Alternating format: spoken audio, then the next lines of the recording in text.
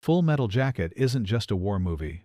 It's a haunting meditation on the machinery of violence and the breaking of human will. Stanley Kubrick's 1987 masterpiece carved its way into pop culture with unforgettable performances, brutal imagery, and lines of dialogue that still echo today. But beneath the camouflage and cinematic perfection lie secrets, scandals, and stories that even die-hard fans may have never heard. Did Kubrick really manipulate his cast like chess pieces? Did real Marines help shape the terror on screen? Stay tuned, because here are 25 shocking secrets hidden for decades. The Boot Camp was filmed in England, not America. This wasn't just Hollywood magic. It was Stanley Kubrick's notorious refusal to leave England. Audiences assumed the blistering training sequences of Full Metal Jacket were filmed on U.S. soil, in a Marine Corps base, or perhaps somewhere in the South. In reality, every scream, every march, and every punishment drill was captured in an abandoned British military camp outside London. Kubrick, a director famous for never flying, recreated Paris Island with painstaking detail, importing palm trees, shipping sand, and even hiring American drill instructors to keep the illusion intact. The result? A boot camp that felt real, yet was half a world away from the U.S. Marines' actual grounds. It also gave Kubrick total control of the environment, down to the light angles and sound design.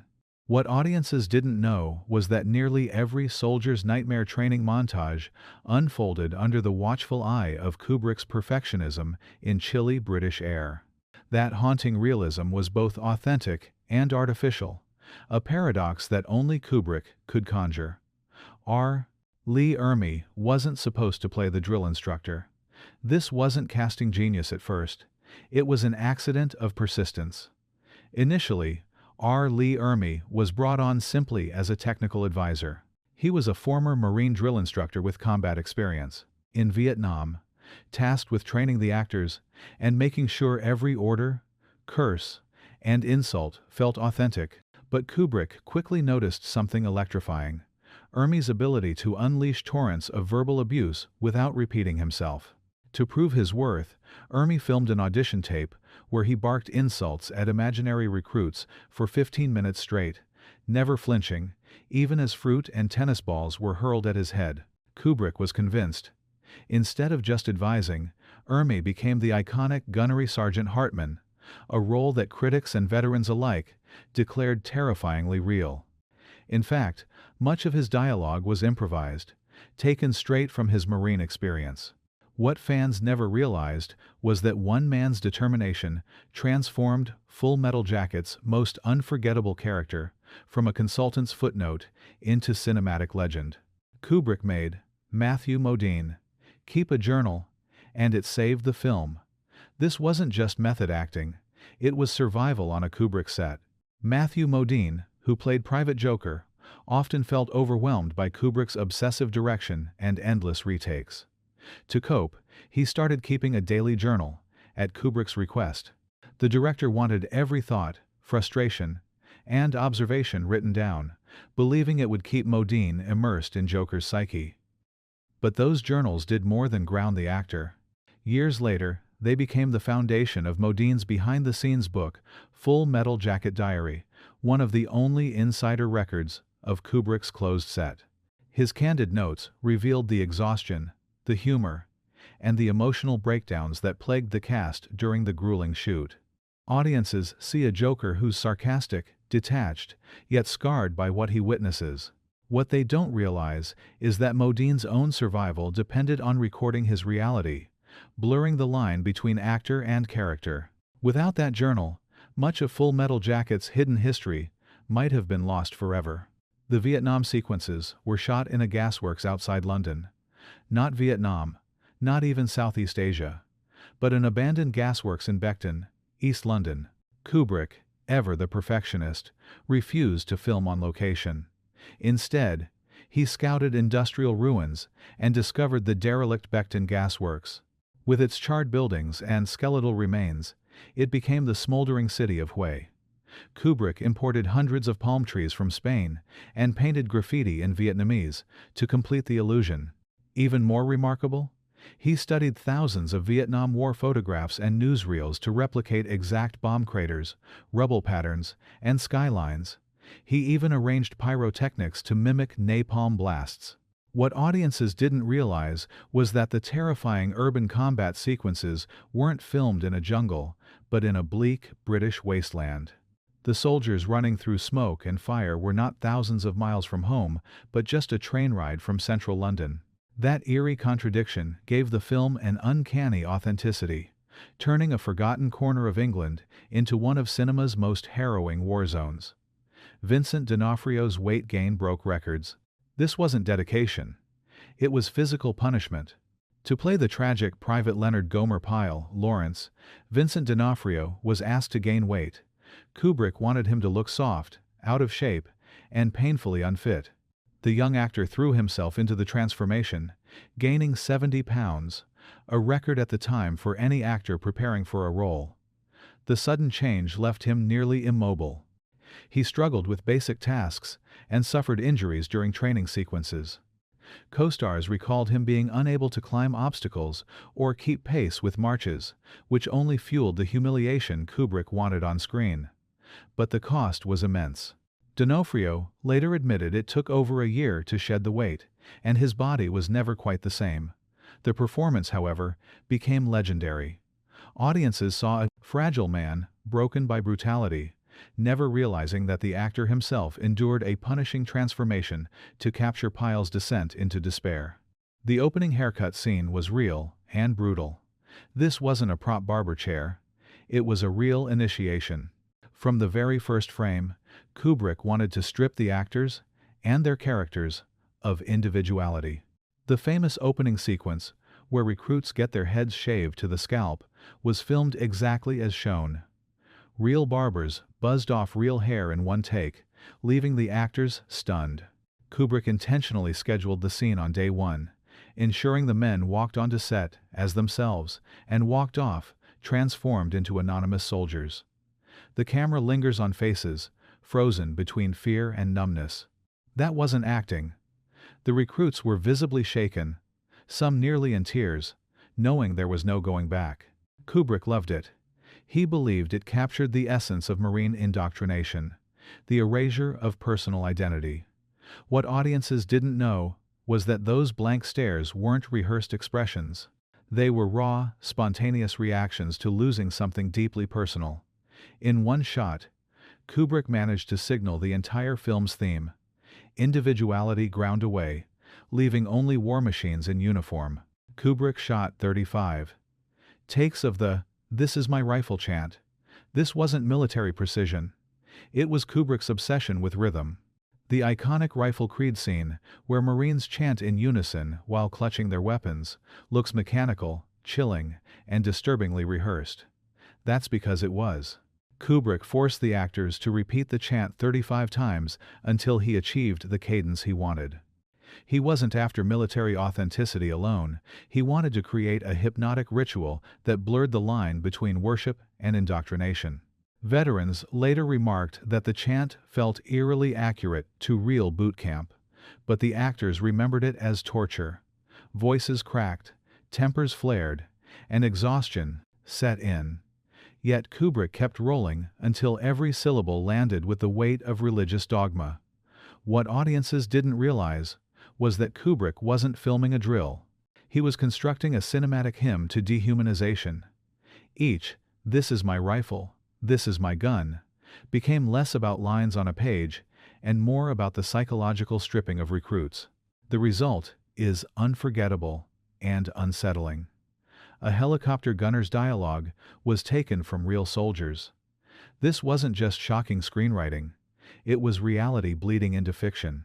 During the Vietnam sequences, a helicopter door gunner gleefully brags about killing civilians, rattling off horrific lines while spraying bullets.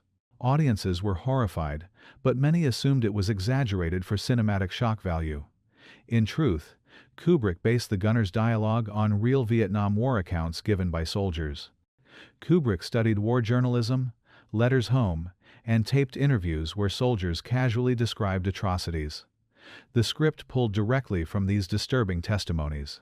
The result was a scene so authentic that veterans shuddered, admitting they'd heard almost identical boasts in the field. The actor, Tim Calseri, delivered the lines with a chilling nonchalance, making them even more unsettling. Ironically, Calseri had originally been cast as Gunnery Sergeant Hartman before Ermey replaced him. His smaller role, however, became one of the film's most haunting moments. What audiences never realized was that Kubrick wasn't inventing horror. He was echoing history and forcing viewers to confront the casual cruelty of war. Kubrick delayed shooting for months due to Ermey's accident. This wasn't just a production hiccup, it was nearly a disaster. R. Lee Ermey, already transforming into Hartman, suffered a severe car accident during filming. He broke several ribs and was sidelined for months. For most directors, this would have been catastrophic. But Kubrick, notorious for never rushing, simply paused production and waited. During Ermey's recovery, Kubrick kept the cast rehearsing endlessly, drilling lines, and refining their performances. Some actors grew restless, believing the film might collapse under the delays. Yet Kubrick used the time to fine-tune every set detail, ensuring nothing was wasted. When Ermey finally returned, he delivered Hartman with even more ferocity, fueled by pain and frustration. The injury scarred him physically, but it also hardened his presence on screen. What audiences didn't realize was that the terrifying Hartman they saw barking insults was also a man who had survived real agony. His performance wasn't just acting, it was laced with the raw endurance of someone who had fought through injury to finish the role. Kubrick made D'Onofrio cry on set, repeatedly. This wasn't fake emotion. It was Kubrick's relentless pressure breaking through. Vincent D'Onofrio, already carrying the weight of his extreme body transformation, became Kubrick's target for emotional authenticity. Kubrick would force him to repeat scenes dozens of times, often in front of the entire cast, until the actor collapsed into genuine tears. One notorious moment occurred during the latrine confrontation scene. Kubrick kept pushing D'Onofrio to the point of exhaustion, demanding more despair, more humiliation, more breakdown. By the time Kubrick called cut, D'Onofrio wasn't acting, he was devastated. Co-stars recalled him walking off set, visibly shaken, barely able to speak. Yet Kubrick believed this was the essence of Private Pile's downfall. He wanted the audience to see not a performance, but an actual unraveling. What fans never realized was that Pile's haunted eyes and trembling lips weren't Hollywood tricks. They were the scars of an actor who had been emotionally dismantled to embody the role. The result was one of the most tragic, unforgettable performances in war film history.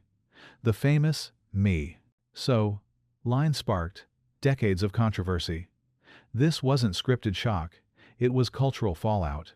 When the film introduces a Vietnamese prostitute, propositioning soldiers with the now infamous line, audiences laughed nervously. The phrase exploded into pop culture, endlessly quoted, parodied, and sampled in music. What fans didn't realize was that this throwaway moment created one of the film's most lasting legacies, and not always in a good way. For years, the line was accused of reinforcing stereotypes and reducing Vietnamese women to a cruel caricature. Yet Kubrick's intent wasn't comedy, it was commentary. He wanted to show how soldiers viewed locals not as people, but as transactions in a war-torn landscape. The actress, Papillon Su Su, later admitted she had no idea the line would become so famous. It followed her for decades, overshadowing her career. Audiences remember it as a punchline, but beneath the awkward humor was a mirror. The line distilled war's dehumanization into one shocking moment, and it still sparks debate about whether Kubrick was exposing racism or unintentionally feeding it. Kubrick used live ammunition on set. This wasn't Hollywood illusion, it was real danger. While most productions use blanks and carefully staged explosions, Kubrick insisted on authenticity. In some sequences, particularly during training drills and combat simulations, live ammunition was reportedly used for added realism. The actors weren't always aware of when they were handling real rounds versus dummies, keeping their tension and fear authentic. Matthew Modine later confirmed that the sense of danger was very real. The sounds, the recoil, the sparks, Everything was heightened, because Kubrick blurred the line between stage and battlefield. Even the explosions that ripped through the Becton Gasworks set were massive enough to rattle the surrounding neighborhoods. This approach left the cast on edge, never entirely sure if the gunfire around them was safe. And that's exactly what Kubrick wanted. Soldiers acting like they were in a combat zone. Because in some ways, they were. What audiences didn't realize was that the fear flickering across faces wasn't always acting. It was survival instinct, triggered by Kubrick's uncompromising pursuit of truth. Matthew Modine almost quit the film. This wasn't creative tension. It was a near walkout. Matthew Modine, the central figure as Private Joker, found himself in constant conflict with Kubrick. Endless retakes drained him. The director's refusal to explain motivation left him frustrated, and the delays caused by Hermes' accident pushed Modine close to breaking. At one point, Modine seriously considered leaving the project. He later admitted he felt trapped between his admiration for Kubrick and his exhaustion with the man's methods. What kept him from walking? Kubrick's strange mixture of intimidation and charm. The director would berate Modine one day and praise him the next, keeping him psychologically tethered to the role. Ironically, that inner turmoil bled into Joker's portrayal, a man both detached and deeply unsettled by what he sees. If Modine had quit, Full Metal Jacket might have collapsed entirely. Instead, his perseverance gave the film its sardonic, weary heart. Audiences didn't realize that the sarcastic grin of Joker was masking an actor who nearly abandoned the battlefield for good. If you're hooked on these secrets, go ahead and like and subscribe, because we're only halfway through, and the wildest ones are still coming. Kubrick recreated Vietnam weather with smoke machines. This wasn't tropical humidity, it was manufactured misery. Kubrick knew he couldn't replicate Vietnam's oppressive climate in chilly London, so he engineered it. Entire streets of the Becton Gasworks set were lined with industrial smoke machines, filling the air with haze that mimicked Southeast Asia's heavy atmosphere. Combined with carefully placed